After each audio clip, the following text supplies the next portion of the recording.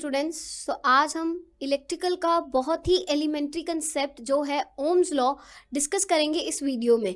Generally जो electrical के concepts हैं students find those very boring generally, तो हम ऐसी अप्रोच यूज़ करेंगे। हम इसमें पढ़ेंगे इसका इंट्रोडक्शन, इसका डेफिनेशन, इसके फॉर्मूलाज ओम्स लॉ के, इसका कंसेप्ट, इसका रियल टाइम में क्या क्या एप्लीकेशंस हैं, रियल टाइम सिनेरियो क्या है, लिमिटेशंस क्या हैं, एवरीथिंग हम डिटेल में पढ़ेंगे ताकि आपको समझ आ सके और आपका ये हाल ना हो जो यहाँ पे हो रहा है इस पिक्चर में। कोई सो रहा है, किसी की आंखें बंद हैं, कोई बोर हो रहा है, किसी का डिस्ट्रैक्शन है कहीं पे, तो हम ऐसा कुछ नहीं करने वाले।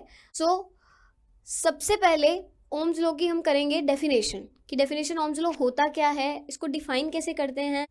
तो a law stating that electric current is directly proportional to voltage and inversely proportional to resistance. देखो इसमें 3 क्वांटिटीज हैं हमारी ओम्स लॉ में, voltage, current and your resistance. So 3 basic quantities of Ohm's law. Let me explain you, मैं आपको समझाती हूँ। Ohm's law, ये लॉ होता क्या है, ये जो सिद्धांत है इसके अंदर 3 क्वांटिटीज हैं जिसकी हमने मेन बात करनी है। फर्स्ट क्वांटिटी है आपकी वोल्टेज, सेकंड क्वांटिटी है आपकी करंट, थर्ड क्वांटिटी है हमारी रेजिस्टेंस। अब अगर आपको इन तीनों चीज़ों का पता है तो ओम्स लॉ बहुत ही ईजी है। जो करंट है हमारा वो है फ्लो ऑफ इलेक्ट्रॉन्स, आपके इलेक्ट्रॉन्स का फ्लो, कि इलेक्ट्रॉन्स कैसे मूव कर रहे हैं। इलेक्ट्रॉन्स के फ्लो को बोलते हैं करंट। और इनको मूव कराने में जो प्रेशर लगता है, कि जो करंट को मूव कराता है, जो करंट को प्रेशर देता है, दैट इज योर वोल्टेज।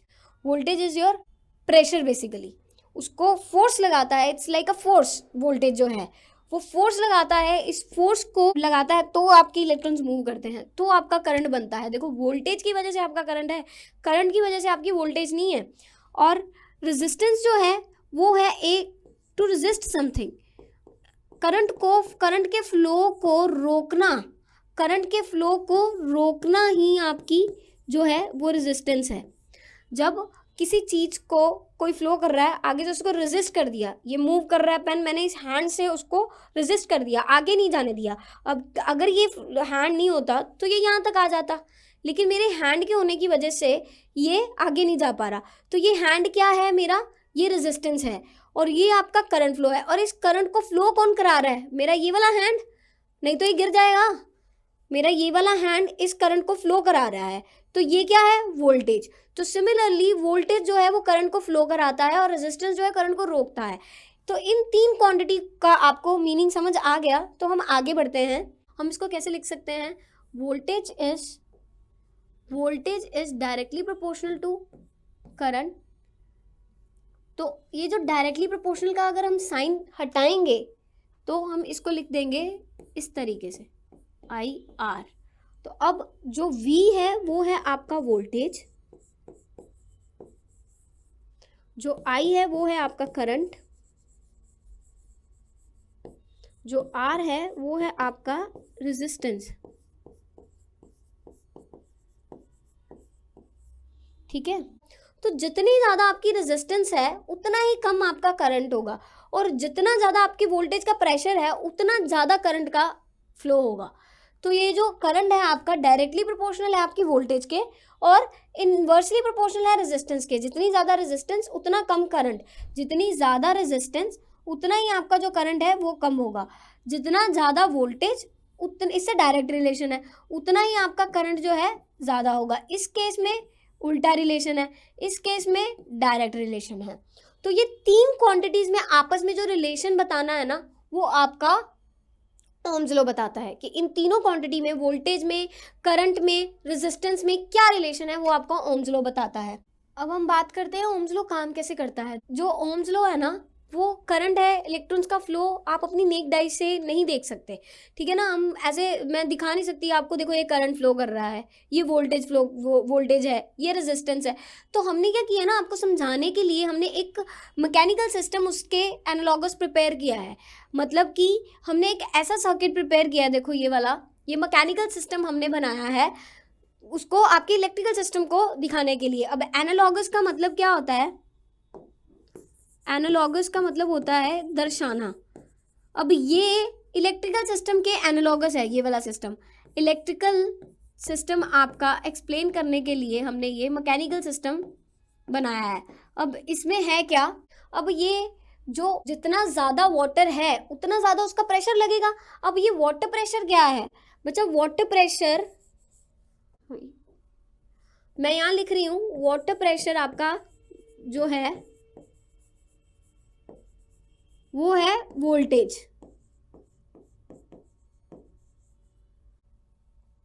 जो आपका flow of amount of water flowing है, वाटर फ्लो कर रहा है जो बाहर, वो है आपका करंट। और जो आपका साइज ऑफ पाइप है वो है रेजिस्टेंस। वाटर का प्रेशर आपका वोल्टेज है और वाटर का फ्लो आपका करंट है। जितना ज़्यादा वाटर का यहाँ से प्रेशर रहेगा उतना ज़्यादा आपका वाटर फ्लो करेगा। सिमिलरली जितना ज़्यादा आपका वोल्टेज का प्रेशर रहेगा उतना ज़्यादा आपका करंट फ्लो करेगा। और जितनी ज़्यादा आपकी रेजिस्टेंस होगी उतना आपका करंट कम फ्लो करेगा। अगर साइज ऑफ पाइप जो है वो हमारा रेजिस्टेंस को दर्शा रहा है, जितनी बड़ी पाइप उतना ज़्यादा फ्लो करेगा करंट, जितनी छोटी पाइप उसकी रेजिस्टेंस क्या हो जाएगी, ज़्यादा हो जाएगी, पानी कम करेगा फ्लो। ठीक है, तो ये आपका जैसे कि आपके घर पे जो नॉर्मल सिस्टम होता है पानी का सिस्टम, आपकी पाइप लगा के देख लो, आप टैंक लगा के देख लो, जितना ज़्यादा आप पानी डालोगे उतना पानी फ्लो बाहर ज़्यादा करेगा पाइप से। जितना आप और पाइप का साइज़ भी मैटर करेगा। अगर आपकी लंबी पाइप है तो पानी का फ्लो ज़्यादा होगा। अगर आपकी छोटी पाइप है, इतनी सी छोटी सी पाइप आपने ले रखी है और उतना पानी कम फ्लो करेगा उसमें से, मतलब आपकी रेजिस्टेंस ज़्यादा है उसमें। तो ये दिस इज हाउ हमने कैसे इसको इलेक्ट्रिकल सिस्टम को अपने एक मैकेनिकल सिस्टम से आपको डायग्रामेटिकल वे में बताया है ताकि आप अच्छे से समझ सको इसको। अब नेक्स्ट है हमारा इसके बिहाइंड कंसेप्ट क्या है, ओम्स लॉ के बिहाइंड, कि ओम्स लॉ का कंसेप्ट है क्या। देखो ओम्स लॉ को हम दो तरीके से बता सकते हैं। इसको हम टू वेज में पढ़ा सकते हैं। एक है इसका ग्राफिकल रिप्रेजेंटेशन और एक है इसका डायग्रामेटिकल। तो ये दो रिप्रेजेंटेशन है, ग्राफिकल और डायग्रामेटिकल। अगर हम ग्राफिकल की बात करें, पहले हम ग्राफिकल रिप्रेजेंटेशन की बात करते हैं। तो ग्राफ के थ्रू मैं आपको समझाने जा रही हूँ। तो सपोज यहाँ पे मैंने वोल्टेज ले रखा है, इस साइड हम बना रहे हैं करंट। तो ये आपका करंट है, ये आपका वोल्टेज है इस साइड, ऊपर की साइड। ठीक है, ये 1 वोल्ट, 2 वोल्ट, 3 वोल्ट, 4 वोल्ट, और ये आपका 10 milliampere, 20 milliampere, 30 milliampere, 40 milliampere and so on 50 milliampere. Milliampere unit है, मिली एम्पियर जैसे एम्पियर करंट की यूनिट है, वोल्ट देखो वोल्ट्स वोल्टेज की यूनिट है, वोल्टेज की यूनिट है। जैसे कि हम डिस्टेंस को मापते हैं मीटर में, वैसे ही हम वोल्टेज को मापते हैं हम वोल्ट्स में, वैसे ही करंट को मापते हैं हम एम्पियर में, एम्पियर में हम करंट को मापते हैं। तो मिली एम्पियर मतलब उसकी छोटी value, 1 ampere is equal to 1000 milliampere. ठीक है, तो ये यूनिट्स हैं जिसकी हम बात कर रहे हैं।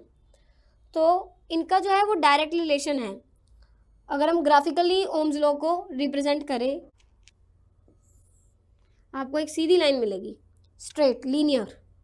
देखो 1 वोल्ट है तो आपका 10 मिली एम्पियर आपका करंट है। अगर 2 वोल्ट है तो 20 मिली एम्पियर हो गया करंट। अगर हमने 1 वोल्ट की बैटरी लगाई है तो 10 मिली एम्पियर करंट था, 2 वोल्ट की लगाई है तो 20 मिली एम्पियर हो गया, 3 वोल्ट की लगाई है तो 30 मिली एम्पियर हो गया, 4 वोल्ट की लगाई है तो 40 मिली एम्पियर हो गया हमारा करंट।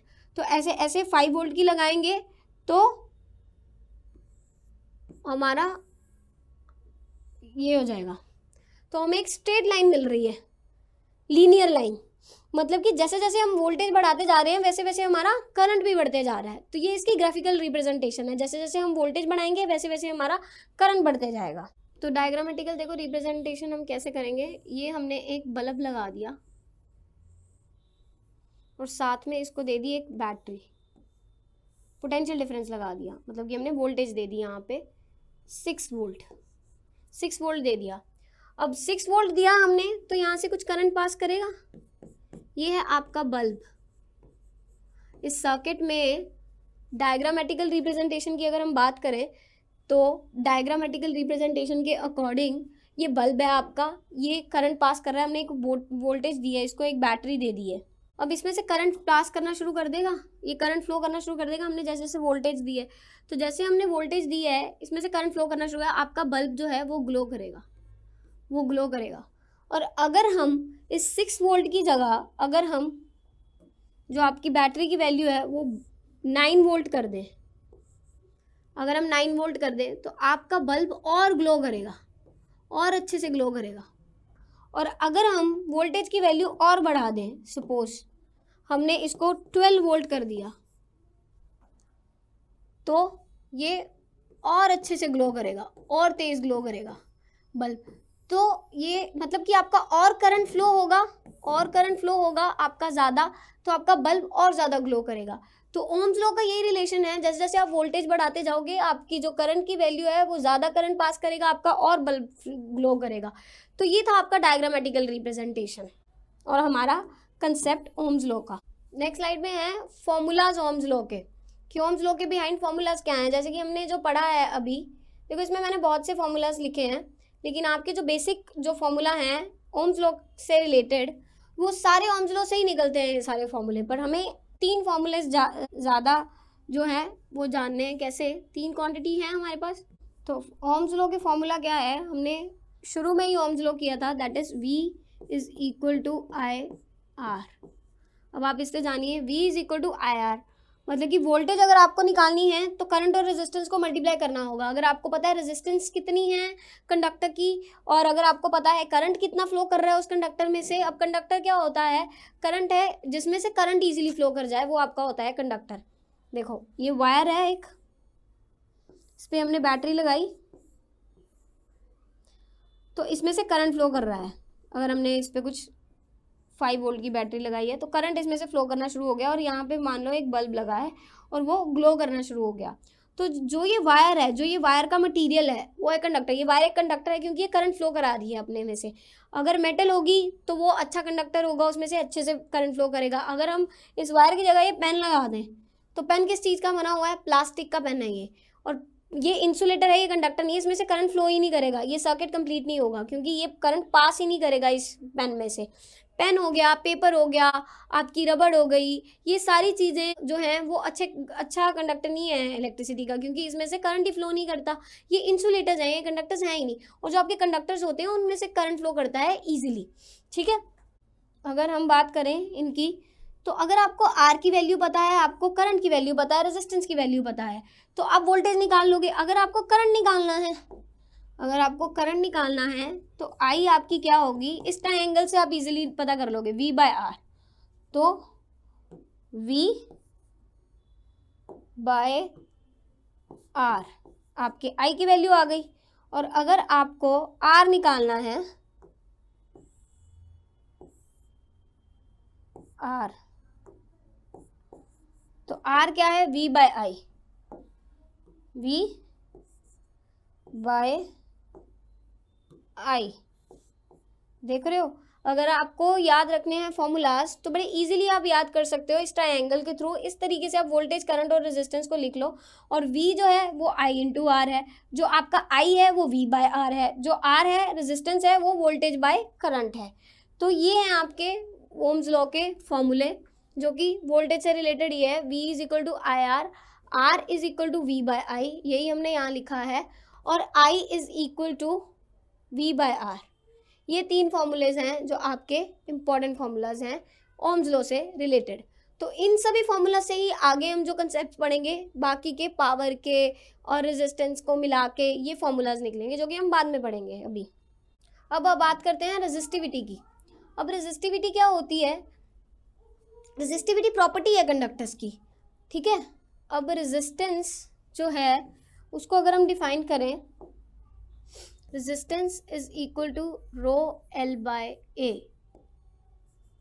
रेजिस्टेंस प्रोपोर्शनल है लेंथ और एरिया के।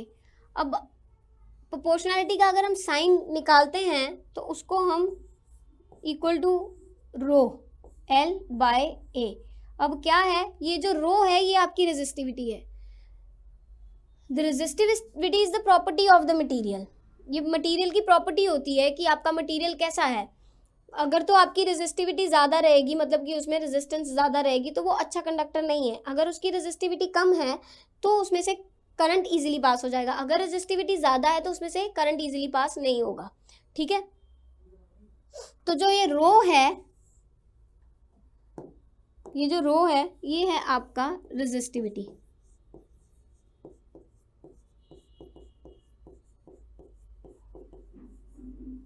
ठीक है, ये डायरेक्टली प्रोपोर्शनल है लेंथ के। अगर हम कंडक्टर की, मान लो ये एक वायर है,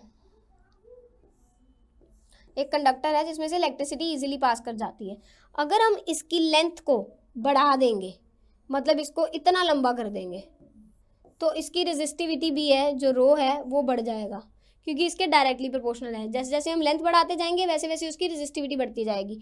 और अगर हम इसके एरिया को, इस एरिया को बढ़ाएंगे, इस एरिया को बढ़ा देंगे, मतलब ऐसे कर देंगे, इतना बड़ा कर देंगे, एरिया को बढ़ाएंगे, तो फिर इसकी जो रेजिस्टिविटी है वो कम हो जाएगी, क्योंकि ये इन्वर्स रिलेशन है इसका रेजिस्टिविटी के साथ। मैं आपको करके दिखाती हूँ।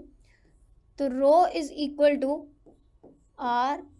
RA/L। अब आपकी रेजिस्टिविटी क्या है, ये है रो। तो क्या होता है कि जो आपका रो है वो डायरेक्टली प्रोपोर्शनल है एरिया के और इनवर्सली प्रोपोर्शनल है लेंथ के। तो जैसे जैसे आप कंडक्टर है, ये मान लो ये कंडक्टर है, इसमें से इलेक्ट्रिसिटी करंट फ्लो कर देता है, तो उसको कंडक्टर बोलते हैं जिसमें से करंट फ्लो करे। अगर हम इसकी लेंथ बढ़ा देंगे, ये बढ़ा देंगे, तो जो आपकी रेजिस्टिविटी की वैल्यू है वो कम हो जाएगी।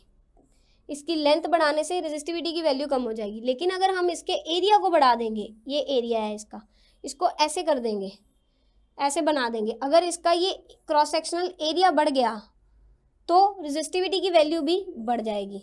ठीक है, जितनी ज़्यादा रेजिस्टिविटी होगी उतनी ज़्यादा रेजिस्टेंस होगी, उतना ही कम आपका करंट फ्लो करेगा, क्योंकि रेजिस्टिविटी रेजिस्टेंस के डायरेक्टली प्रोपोर्शनल है। जितनी ज़्यादा रेजिस्टिविटी उतना ज़्यादा रेजिस्टेंस, उतना ज़्यादा कम करंट आपका फ्लो करेगा। तो हमें रेजिस्टिविटी की वैल्यू कम चाहिए होती है अगर हमें अपना करंट फ्लो कराना है। तो अब हम बात करें, resistivity is the property of the material. Property है मटेरियल की कि मटेरियल कैसा है। मटेरियल अच्छा मटेरियल करंट पास कर सकता है, नहीं पास कर, ज़्यादा रेजिस्टिविटी की वैल्यू होगी, करंट कम पास करेगा, तो वो अच्छा मटेरियल नहीं होगा। हम कम रेजिस्टिविटी वाला जो मटेरियल है वो हम यूज़ करते हैं करंट फ्लो कराने के लिए या सर्किट में लगाने के लिए। तो ये इसकी जो है यूनिट है। देखो मैंने आपको बताया था वोल्ट्स है, आपके वोल्टेज की यूनिट वोल्ट्स है, और एम्पियर है आपके करंट की यूनिट, और रेजिस्टेंस की यूनिट होती है ओम्स। रेजिस्टेंस की यूनिट, रेजिस्टेंस को हम मेजर करते हैं, मापते हैं हम रेजिस्टेंस को ओम्स में। और अगर हम बात करें रेजिस्टिविटी की, तो ओम मीटर जो है रेजिस्टिविटी की यूनिट है। कैसे बताती हूँ मैं। ये है आपकी रेजिस्टिविटी रो, रेजिस्टेंस की यूनिट क्या है ओम, एरिया की यूनिट क्या होती है, ए एरिया है आपका और एल आपकी लेंथ है। एरिया की यूनिट होती है मीटर स्क्वायर और इसकी होती है मीटर, ये मीटर का स्क्वायर। तो ये 1 मीटर इससे कट जाएगा तो ये बचेगा ओम मीटर। ठीक है, ये आपकी रेजिस्टिविटी की यूनिट आ जाएगी। अब रेजिस्टिविटी डिपेंड करती है टेम्परेचर पे कंडक्टर की। जितनी ज़्यादा उसका टेम्परेचर कंडक्टर का बढ़ाएंगे उतनी ज़्यादा रेजिस्टिविटी बढ़ेगी। जितना टेम्परेचर उसका कम करेंगे उतना ही उसकी रेजिस्टिविटी की वैल्यू कम होगी। कंडक्टर्स के केस में पॉजिटिव रिलेशन है। इंसुलेटर के केस में अगर जितना ज़्यादा हम टेम्परेचर बढ़ाएंगे उतनी ज़्यादा उसकी रेजिस्टेंस कम होगी, रेजिस्टिविटी कम होगी।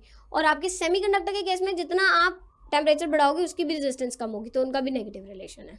आगे बात करते हैं रेजिस्टर्स को अगर सीरीज में लगा दें तो किस तरीके से रेजिस्टर करते हैं काम।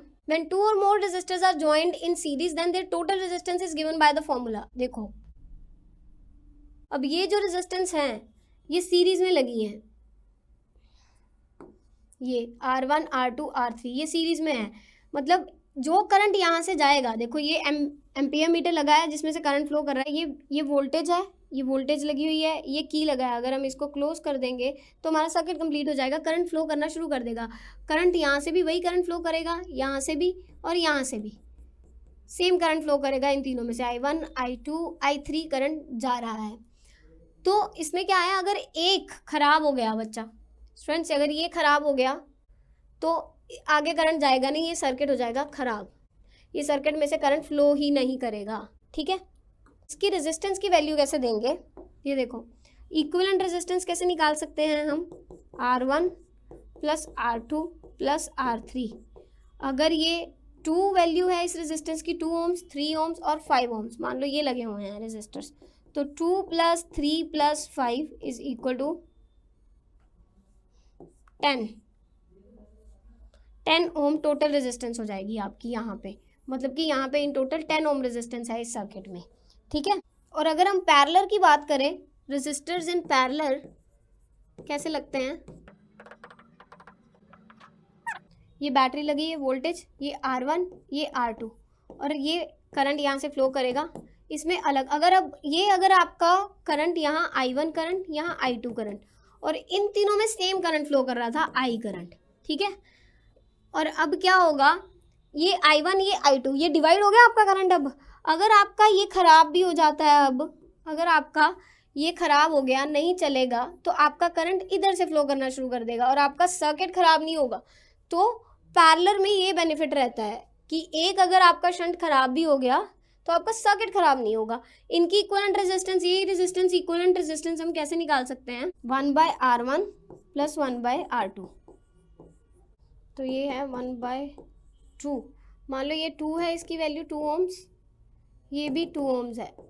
ओम को हम ऐसे ही रिप्रेजेंट करते हैं, ऐसे भी लिख सकते हैं ओम को, ये इसकी वैल्यू 2 है, इसकी वैल्यू 2 है, 1/2 तो ये आपका हो जाएगा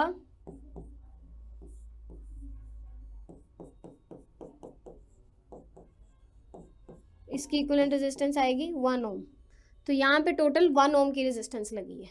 ठीक है, तो पैरेलल में ये फॉर्मूला यूज़ करते हैं हम रेजिस्टेंस निकालने के लिए, एलसीएम ले लेंगे, फिर उसको प्लस करके हमारी ये वैल्यू आ गई। और सीरीज़ में हम डायरेक्ट प्लस करते हैं, 2 + 3 + 5 इज इक्वल टू 10 ओम आपका। इसमें 2/2 है तो 1/2 इस तरीके से, इस फॉर्मूला से याद करेंगे। यहाँ हम इस फॉर्मूला को ऐसे भी कह सकते हैं, R1 + R2 upon R1 × R2। ठीक है, अगर हम इसका एलसीएम लेंगे तो ऐसे ही आएगा। तो चलिए नेक्स्ट स्लाइड पे चलते हैं हम। अब है लिमिटेशंस ओम्स लॉ की। ओम्स लॉ कहाँ यूज़ नहीं कर सकते हम, अब ओम्स लॉ हम कहाँ नहीं यूज़ कर सकते, बेसिकली ये मैंने आपको बताया इनका डायरेक्ट रिलेशन है। लीनियर लाइन मिली थी जब हमने ग्राफिकल रिप्रेजेंटेशन की बात की थी ना, तो हमें कुछ ऐसी लाइन मिली थी जहाँ पे बोथ साइडेड है। ये नॉन लीनियर डिवाइसेस के लिए नहीं है, जैसे कि डायड है, डायड का क्या रहता है डायग्राम, डायड कुछ ऐसे होती है, तो उसका नॉन लीनियर ग्राफ है डायड का, कुछ ऐसा ग्राफ है डायड का जो हमें मिलता है। डायड या ट्रांजिस्टर के लिए पे ये ओम्स लॉ नहीं एप्लीकेबल है, उस पर नहीं लगता है। जो ये लगता है ये लीनियर डिवाइसेस में लगता है हमारा ओम्स लॉ, मतलब कि जिनके ग्राफ हमें ऐसे मिलते हैं। डायड में सिर्फ वन डायरेक्शन में करंट फ्लो करता है, बोथ द डायरेक्शन में करंट नहीं फ्लो करता। तो डायड का हमें कुछ ग्राफ ना नॉन लीनियर ग्राफ मिलता है, ऐसा ग्राफ मिलता है डायड का। तो ट्रांजिस्टर भी नॉन लीनियर डिवाइस है ये डायड हम आगे पढ़ेंगे। डायड भी नॉन लीनियर डिवाइस है और ट्रांजिस्टर भी नॉन लीनियर डिवाइस है। तो उन पे जिन पे हमें ग्राफ सीधा नहीं मिलता, मतलब हम वोल्टेज बढ़ाने में हमारा करंट नहीं बढ़ता, तो हमारा यहाँ पे ये ओम्स लॉ एप्लीकेबल नहीं है, यहाँ पे हमारा ओम्स लॉ नहीं लगता है। तो they allow the current to flow through in one direction, क्योंकि डायड और जो हमारा ट्रांजिस्टर है ना, वो एक ही डायरेक्शन में करंट फ्लो कराता है। जहाँ पे दोनों साइड पे बाइलेटरल फ्लो हो करंट का, मतलब दोनों साइड पे करंट फ्लो करे, वहाँ पे लगता है। और जहाँ हमें लीनियर ग्राफ मिले वहाँ हमारा ओम्स लॉ एप्लीकेबल है। ये लिमिटेशन है, इसलिए ये डायोड और ट्रांजिस्टर पे एप्लीकेबल नहीं है। नेक्स्ट स्लाइड पे चलते हैं।